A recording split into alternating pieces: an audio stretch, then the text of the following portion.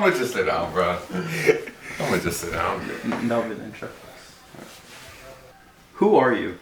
I am Christopher Christopherson. How old were you when you started, and what initially got you into the gym? When I started lifting, I was 16 years old, and what got me started was, honestly, my cousin called me a bitch one day because I didn't want to go to the gym with him. And so, Zane, bro. What's going on? I'm being dead serious. I'm sorry, that was just funny. Cousin called me a bitch. I was 16 years old when I started going, and it was the best thing I've ever could have done for myself.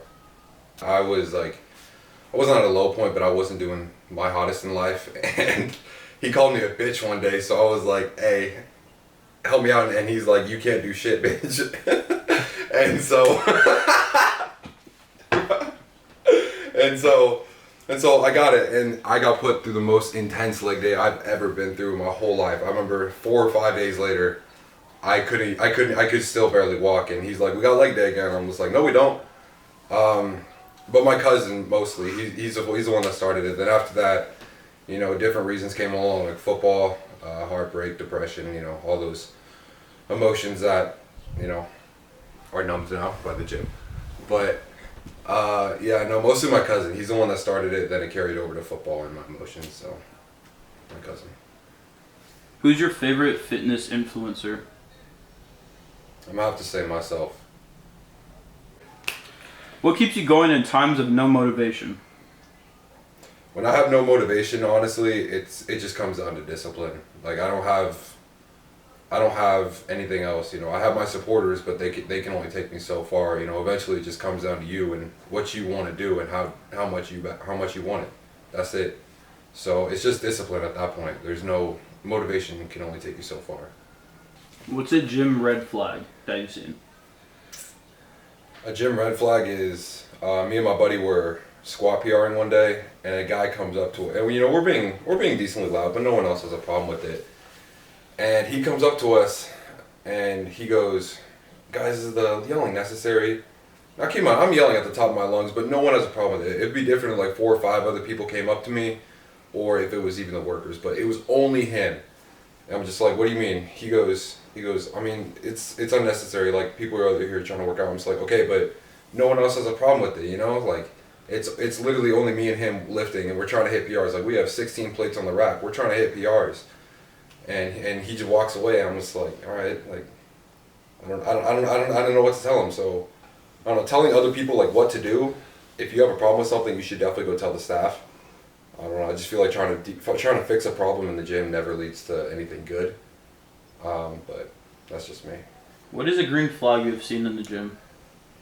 Green flag I've seen in the gym is people that hype you up. Like you don't even have to know them. You know, if you see someone that hits a big weight, be like, hey man, that's a lot of fucking weight. If you see something you like or something that's cool, you'll be like, oh, it's so cool, or ask for tips, or see people that are bigger than you. You know, it's just respect. Honestly, that's what it comes down to. But I think respect and definitely hyping people up in the gym. That's a big green flag for a lot of people, I feel like. Has the gym affected your mental health for the better or for the worse, and why? That's a tough question because it could go both ways, honestly.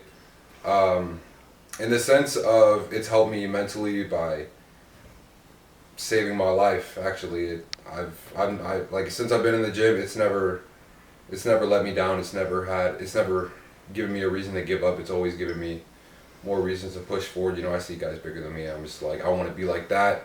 I see people coming up in the gym. They're like, hey, I'm trying to get like you. You know, so it's always motivating. But then at the same time, you know, social media and TikTok especially, it brings you like you see 15-year-olds on steroids claiming natural but they'll be like benching 300, 400 pounds for reps, and they'll be 15 at like 150 pounds, and you're just like, I want to do that, but you really. Like when you see it and you really think, you're like, that's really a small fraction of the amount of lifters in the lifting community that can really do something like that, something special like that. So for the better or for worse, honestly, it could be both.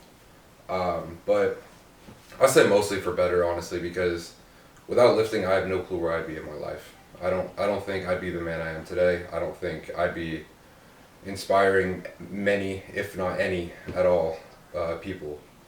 So definitely for the better, but it could really go both ways, honestly. Witnessing.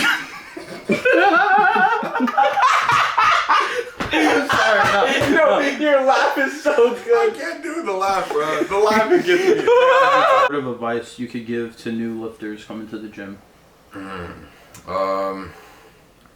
New lifters, honestly, don't worry about like all the hype, all that shit. Just stay in your lane, stay focused. If someone's bigger than you, take their advice and don't tell them what to do. Don't say something's wrong. If they're bigger than you and pushing more weight, don't critique them. Just be smart. Be smart. Lift with consistency. I'm sorry. And then nutrition, recovery, and intensity, consistency. Those four most important things if you're trying to get big, strong, lean in the gym. If you're trying to be successful, those are the four most important things that you need to know.